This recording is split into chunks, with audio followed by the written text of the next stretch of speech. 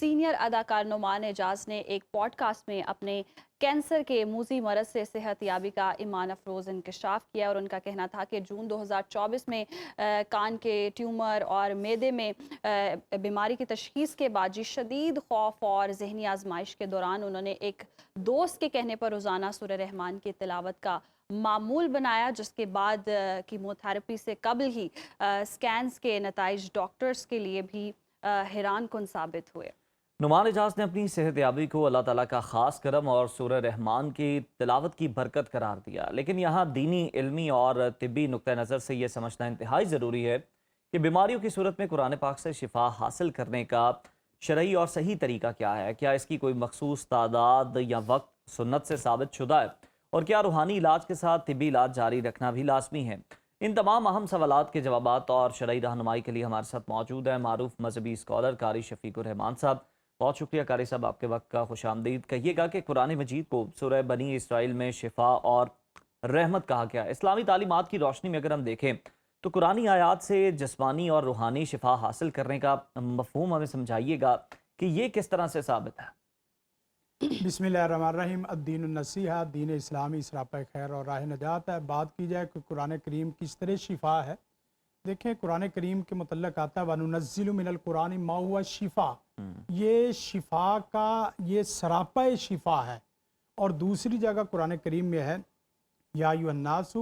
قد جاءتکم موعظۃ من ربکم وشفاء لما فی الصدور وہدی ورحمۃ للمؤمنین قل بفضل اللہ وبرحمتہ فبذلک فلیفرحوا۔ آپ اندازہ کریں یہ 7 تقریباً صفات ایک ہی آیت میں بیان ہوئی۔ یہ موعظہ بھی ہے، یہ شفا بھی ہے، یہ ہدایت بھی ہے، یہ رحمت بھی ہے، یہ اللہ تعالیٰ کا خاص فضل بھی ہے۔ تو قرآن مجید کو سب سے پہلے تو یہ ہے کہ رسول کائنات صلی اللہ علیہ وسلم کی ترتیب کے مطابق جو صورتیں ہیں اور فضائل آپ نے رکھے ہیں اس کے مطابق پڑھا جائے۔ مثلا آپ چار کل ہے سورۃ فاتحہ ہے، اس کو آپ پوری ترتیب سے پڑھتے رہیں، اور پھر جیسے سورۃ رحمان کے متعلق آتا ہے رسول کائنات صلی اللہ علیہ وسلم کی اس سورت کے متعلق کوئی ویسے صحیح حدیث ثابت نہیں ہے۔ ایک حدیث آتی ہے اگرچہ اس کے اوپر کلام ہے، لِكُلِّ شَيْءٍ عُرُوسٌ، ہر چیز کا ایک دھولا یا ہر چیز کی ایک دھولن ہوتی ہے۔ وعروس القرآن الرحمن، اور قرآن کا دھولا، یہ دونوں ترجمہ ہو سکتے ہیں، دھولن بھی ہو سکتا ہے اور دھولا بھی ہو سکتا ہے۔ ہاں جی، قرآن کا دھولا وہ سورۃ رحمان ہے۔ اور سورۃ رحمان کے متعلق دوسری بہت بڑی فضیلت جو صحیح ثابت ہے وہ اللہ کے رسول نے فرمایا فضلت بالمفصل، مجھے چھوٹی چھوٹی آیات اور اس میں سورۃ رحمان بھی آتی ہے، اس کے ساتھ تمام کتابوں اور تمام انبیاء پر فضیلت دی گئی ہے۔ تو سورۃ رحمان ایک تیسری اس اعتبار سے بہت اہم ہے، کوئی قرآن کریم کی سورت ایسی نہیں ہے کہ جو اللہ کی صفت سے، اللہ کے نام سے شروع ہوتی ہو اور اللہ کے نام سے ہی اس کا اختتام ہوتا ہو۔ اب الرحمن علم القرآن ہے، اور آخر میں تبارک اسم ربک ذی الجلال والاکرام، ذوالجلال اور والاکرام۔ اس اعتبار اور پھر یہ بھی یاد رکھیں کہ رحمان اس میں ایک ایسی عجیب قسم کی رحمت ہے کہ یہ تقریباً 31 مرتبہ فَبِأَيِّ آلَاءِ رَبِّكُمَا تُكَذِّبَانِ یہ لفظ آیا۔ جس وقت یہ صورت نازل ہو رہی تھی اسی وقت جنات کی جماعت بھی اور انسانوں کی جماعت بھی رسول کائنات کے پاس بیٹھی ہوئی تھی۔ تو جنات جس وقت بھی فَبِأَيِّ آلَاءِ رَبِّكُمَا تُكَذِّبَانِ یہ آیت پڑھی جاتی تو باقاعدہ اس کے جواب میں کہتے کہ اللہ کے رسول لا بِشَيْءٍ مِّن نِعْمَتِ رَبِّنَا نُكَذِّبُ، ہم اپنے رب کی کسی نعمت کا آئندہ انکار نہیں کریں گے اور نہ ہی ہم جھٹلاتے ہیں۔ تو اللہ کے رسول نے فرمایا جنات آپ سے سبقت لے گئے۔ تو آپ اندازہ کریں کہ سورۃ رحمان کے ساتھ ایک اور واحد سورت ہے سورۃ مریم، سورہ مریم، وہ بھی ذکر رحمت ربی کا عبدہ زکریہ، اللہ کی رحمت کے ساتھ اسے ذکر کیا گیا ہے، اور 70 اسباب تقریباً سورۃ مریم میں اللہ کی رحمت کے ذکر کیے گئے ہیں۔ سورۃ رحمان میں بھی اس اعتبار سے آپ دیکھیں یہ پڑھتا بندہ اس کے جسمانی بیماریاں ہوں، اس کی قلبی بیماریوں، دماغی بیماریوں، جس قسم کی بیماریوں، اللہ کی خاص اس کے اوپر رحمت نازل ہونی شروع ہو جاتی ہے۔ اور ایک اور بہت اہم بات ہے کہ مشرکین عام طور پہ اللہ کو تو مانتے تھے، اللہ کے نام کو، لیکن لفظ رحمان کو نہیں مانتے تھے۔ جس وقت सूरत फुरकान के मुतल्लक आता उसजुदू लिर्रहमान, जिस वक्त उन्हें कहा गया कि रहमान को सजदा को रहमान को सजदा करो, तो वो कहते हैं कालू अमर रहमान, रहमान को हम नहीं मानते। तो अल्लाह ताला ने इस एतबार से भी ये सूरत रहमान बहुत अहम है। आप इसके पढ़ने का तरीका देखें तो मैंने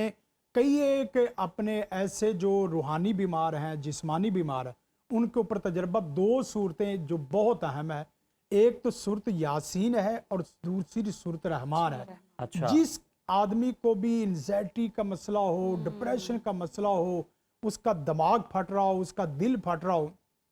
वो एक तो ये काम करे कि सुबह के वक्त सूरत यासीन और सूरत रहमान पढ़ ले, ठीक। असर के वक्त सूरत रहमान और यासीन पढ़ ले, और इशा के वक्त सूरत रहमान और यासीन, ये तीन औकात तो खुसूसन इसमें पढ़ ले,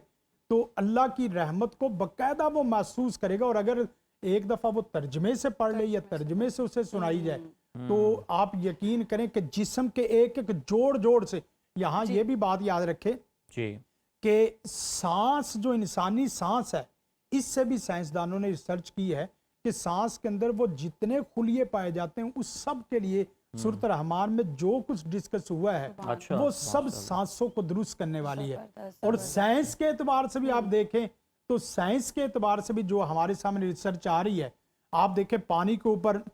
कोई आदमी पड़ेगा, लेकिन शर्त यह है कि पूरे ईमान भरे दिल के साथ, इखलास के साथ, और पूरी मोहब्बत और मोहब्बत पूरी के साथ। तमन्नाओं और आरजुओं के साथ और पूरी फिक्र के साथ उसको पढ़ा जाए, और अल्लाह से पूरी उम्मीद हो। आप अपने मर्द को ना बड़ा समझे, आप सूरत रहमान और अल्लाह को बड़ा समझे, आपका मर्द ऐसे टूटता कारी जाएगा साहब, हम अल्लाह की देखते हैं रहमत। कि कोई अगर बीमार है या बिस्तर पे पड़ा है, अगर वो खुद नहीं पढ़ सकता, तो बहुत सारे उसके जो प्यारे होते हैं वो पास बैठ के पढ़ रहे होते हैं, या पानी पर दम करके पिला रहे होते हैं, या फिर कोई इसका वक्त मुकर्रर है, कोई तादाद है कि कितनी तादाद में पढ़ा देखें, इसकी तादाद ना तो वक़्त का ना तादाद का मसला है, असल ये है कि उन औकात में पढ़ा जाए, खुसूसन जो औकात मकबूलियत के हैं। मसलन तहज्जुद का वक़्त है, मैंने सुबह का कहा,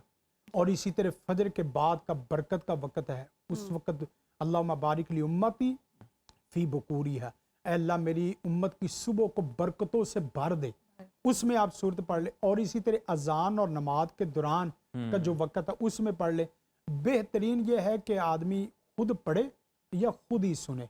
और घर के लोग दूसरे नंबर पे पढ़ ले, या तीसरे नंबर पे ये है कि हरमे मक्की या हरमे मदनी, मक्के का इमाम या मदीने का इमाम, उनको अल्लाह ताला ने अपने घर में जगह दी है, लाजमी बात है, उनका मर्तबा, मकाम मर्तबा ज़्यादा है, तो आप उनके किसी इमाम की तिलावत सूरत रहमान तर्जमे के साथ ले लें, वो घर में लगी रहे, तो इंशाअल्लाह अज़ीज़ अल्लाह रहमत फरमाएगा। और अगर ये एहतमाम किया जाए तो उसके पानी पे दम कर दिया जाए, इस तरह गिलास ले लें या जग ले लें, उसको बंद करके हाथ रख के इस तरह पढ़ें, तो